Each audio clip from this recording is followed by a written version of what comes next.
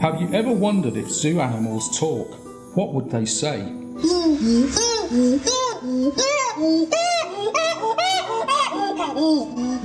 This is Miral Dera, animal-human communicator. She decided to find out and headed to the Giza Zoo in Egypt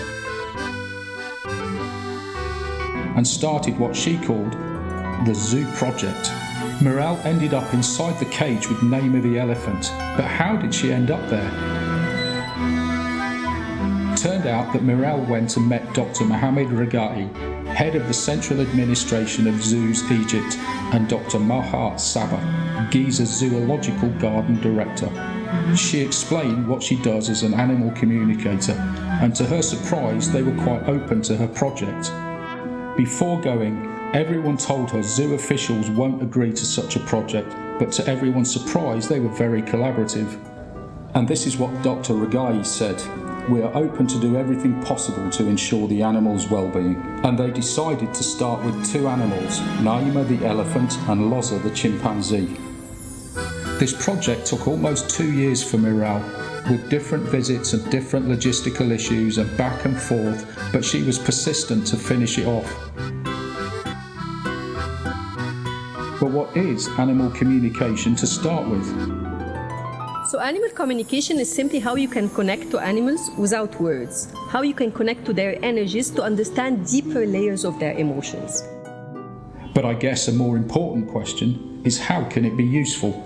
Animal communication helps you find 3 things. The first thing is the root cause, why they're doing what they're doing. For example, if you have noticed that your animal has been distant or more aggressive or doing some weird stuff and you're not sure why, the animal communication would tell you he's doing it for that reason and give you recommendations on how to adjust the behavior. Another thing is we find out how the environment and the people around the animal are affecting him in a positive or a negative way.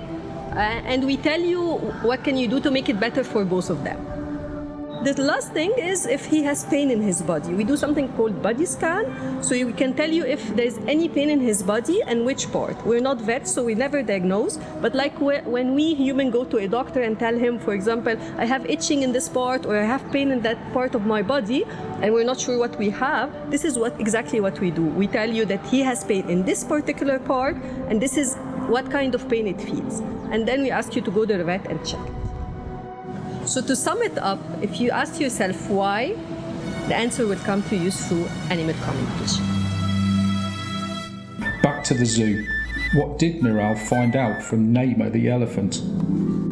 Through the animal communication session, I found out that Naima feels that her space is restricted. She would like to have a more spacious area. She can barely turn in it.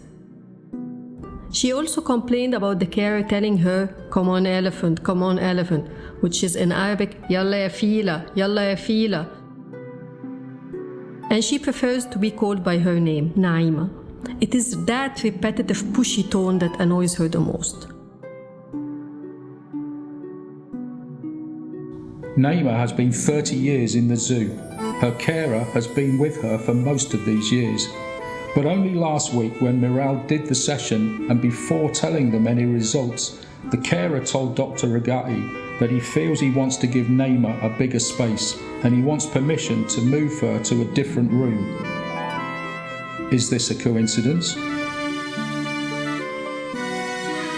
It is Dr. Regai who told Miral this story and was really a bit shocked and surprised. I even told him why.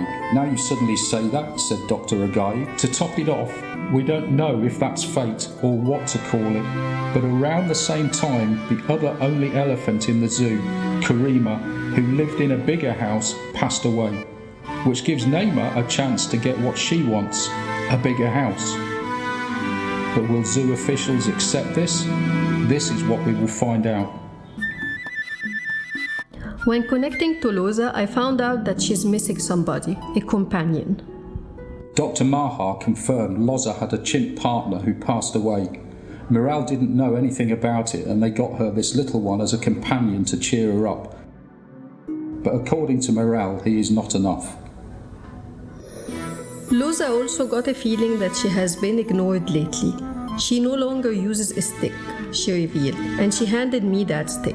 When Miral asked what this stick was for, Dr. Maha revealed that they had a gate next to Loza where visitors could hand her an apple or food using this stick, and that for logistical reasons they decided to close the gate and open another one next to a different chimp. Closing this gate made Loza feel ignored because she missed public interaction, which she really loved. It seems a strong trust and love connection happened between Miral and Loza the chimpanzee, even though this is the first time they ever met.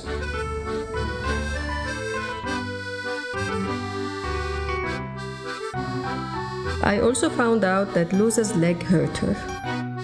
An astonished Dr. Maha revealed that she had noticed that Loza hasn't been jumping at all lately, and she was wondering why. That explains it, she said. She immediately asked the vet to check her leg. But what happened after? In the case of Loza, the vet treated her leg and she can now jump again. They will also open the gate next to her so that she can enjoy her daily interactions with the public once more. I've learned that even one small change can make a big difference.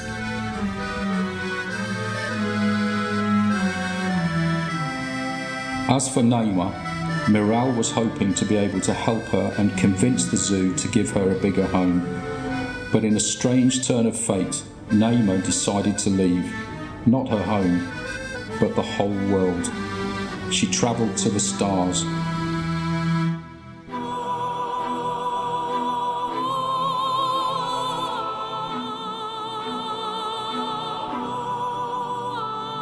Goodbye, Naima. And thank you for joining us on the Zoo Project.